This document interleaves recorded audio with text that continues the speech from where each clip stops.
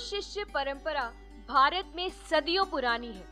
भारत को विश्व गुरु भी कहा जाता है क्योंकि अपनी सभ्यता, संस्कृति, संस्कार, आचार व्यवहार से गुरु के समान समस्त दुनिया का मार्गदर्शन भारत ने ही किया।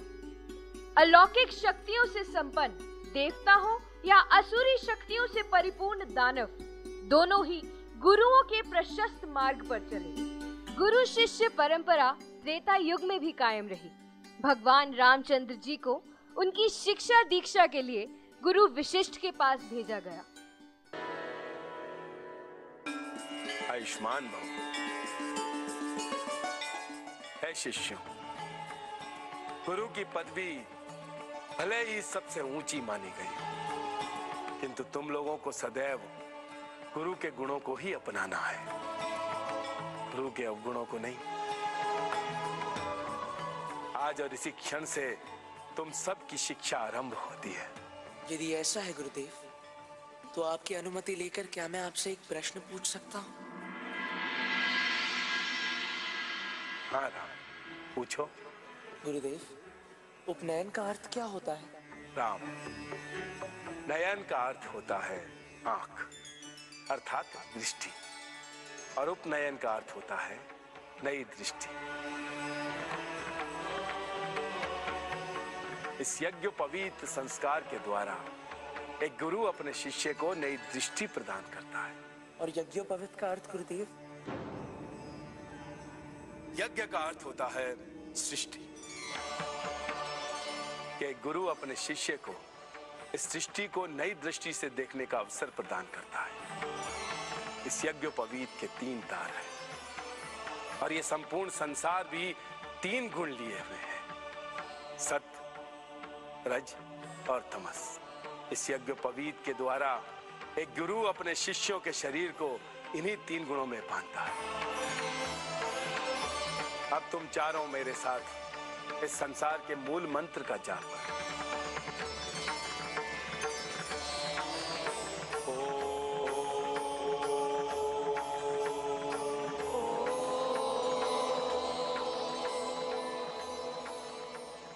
गीता द्वारा कर्म का संदेश देने वाले श्री कृष्ण ने भी गुरु संदीपनी के आश्रम में शिक्षा ग्रहण की।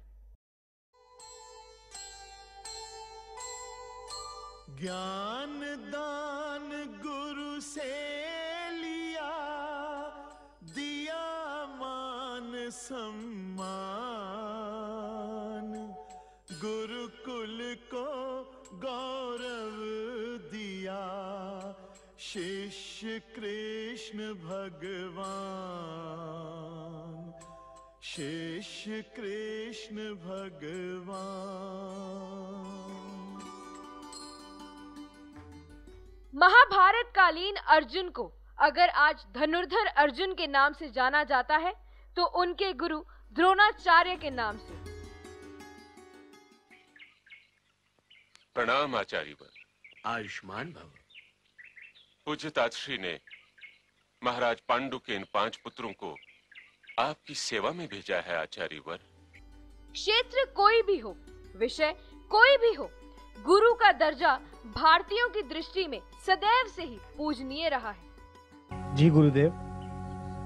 लक्ष्य साधो। जो आज्ञा गुरुदेव।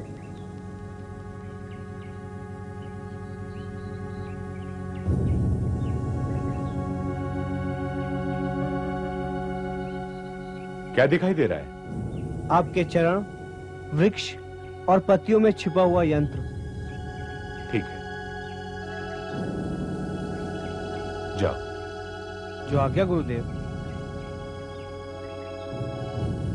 अर्जुन।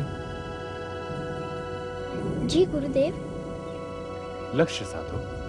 जो आज्ञा गुरुदेव।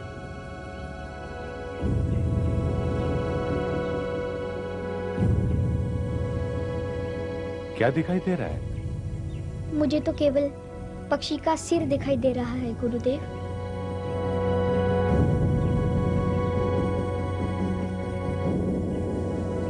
और अब मुझे केवल उसकी एक आंख ही दिखाई दे रही है गुरुदेव।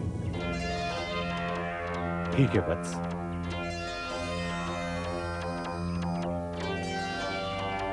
धनुर्धर को उसके लक्ष्य के अतिरिक्त और कुछ दिखाई नहीं देना चाहिए। आपका ये शिष्य क्षमा चाहता है गुरुदेव।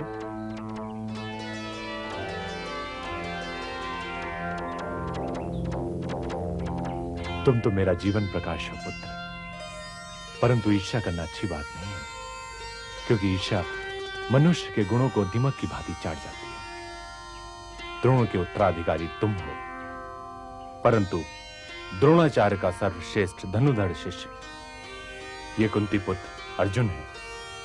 विश्व विख्यात चिकित्सा पद्धति आयुर्वेद के प्रणेता आचार्य चरक और शल्य चिकित्सक सुश्रुत भी अध्यापक ही थे। जहां गणित के क्षेत्र में गणितज्ञ भास्कराचार्य के अतुलनीय योगदान को भुलाया नहीं जा सकता, वहीं भौतिक शास्त्री आचार्य आर्यभट्ट के योगदान को भी अनदेखा नहीं किया जा सकता। अगर चंद्रगुप्त जैसे गडरिये को सम्राट चंद्रगुप्त मौर्य बनाने वाले उनके गुरु चाणक्य थे, तो छत्रपति शिवाजी में अदम्य साहस और वीरता भरने वाले उनके गुरु समर्थ रामदास जी थे। नागरिक प्रजा के जीवन व संपत्ति की रक्षा करना मेरा प्रथम कर्तव्य है, अतः तुम्हें क्षमा नहीं किया जा सकता। मंत्रीवर, ये 1 मास के लिए कारावास में डाल दिया जाए। पर राजन, ये मगध का नहीं अपितु मालव जनपद का नागरिक है, अतः इसे और कड़ा दंड दिया जाए। मंत्रीवर, अपनी मर्यादा को भंग मत करो। मेरे राज्य में कोई मगध, कोई मालव, कोई विच्छी, कोई पांचाल नहीं, कोई कुरु, कोई लिच्छवी नहीं। मेरे साम्राज्य में जनपदों की सीमाएं मानव को बांट नहीं सकती, धर्म की व्यवस्था मानव को काट नहीं सकती। मेरी दृष्टि में सभी एक हैं, सभी भारतीय हैं। याद रहे भविष्य में पुनः अलगाव की प्रवृत्ति को पोषण करने वाली बातों को न्यायालय में पुनः न उठाया जाए। आज की सभा यहीं विसर्जित होती है।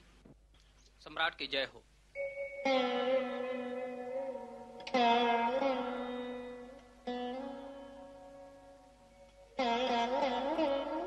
राजन, अलगाव की भावना तो भिन्न भिन्न जनपदों के नागरिकों के मानस में बहुत गहरे बैठी है राजन। उसे कैसे दूर किया जा सकता है? जनपदों की सीमा रेखा मिटाकर। सीमा रेखा मानव ही तो खींचता है राजन। अलगाव की भावना को तो उसके मस्तिष्क से उखाड़ फेंकना है, पर वह कैसे संभव है? अभी तो मैं अज्ञानी हूँ देव। पर विनयी हो। क्या नाम है तुम्हारा? चंद्रगुप्त। और तुम्हारे आचार्य का? बोलते क्यों नहीं? मेरा कोई आचार्य नहीं देव। क्यों?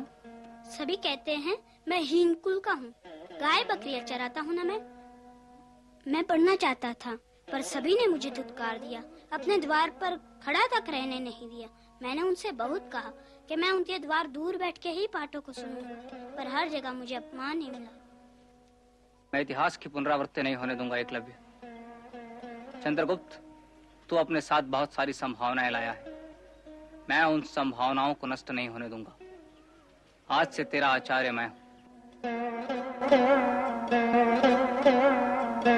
प्राचीन भारतीय इतिहास के पन्ने पलटते हुए हम स्वतंत्रता संग्रामी पंडित मदन मोहन मालवीय और अरविंद घोष जैसे अनेकानेक अध्यापकों के जीवन पर दृष्टिपात करें तो देखेंगे कि देश को नई राह दिखाने में इनका भी असाधारण योगदान रहा। अध्यापक राष्ट्र की संस्कृति के माली होते हैं, जो संस्कार की जड़ों में खाद डालते हैं।